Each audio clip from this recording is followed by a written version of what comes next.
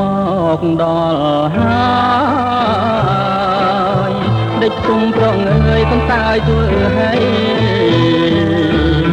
បងមកពីឆ្ងា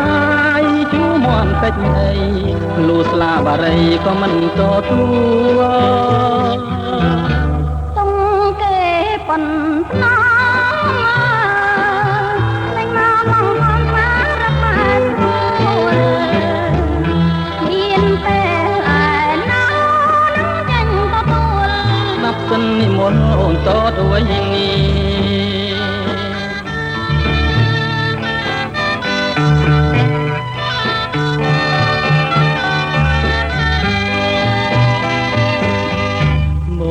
ទុំសូរិយាគ្រូបងនេះណាជាព្រះចិនវង្សបងខំស្កាត់មកក៏ព្រោះឆោមយងព្រះចិនវង្ស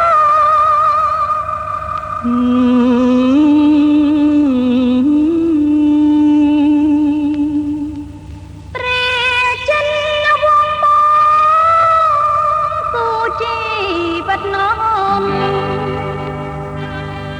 អង្គព្រួយអាម៉ា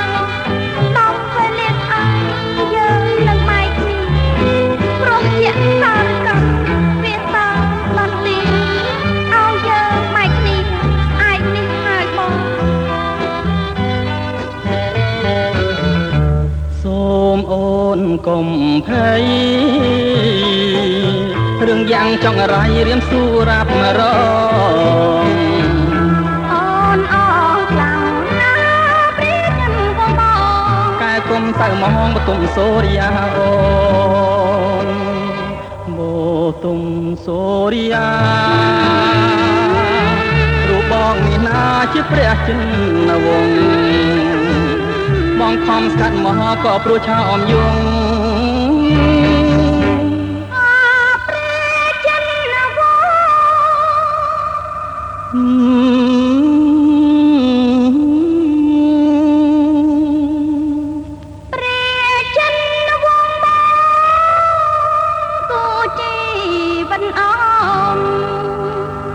សូមអូនកុំភ័យ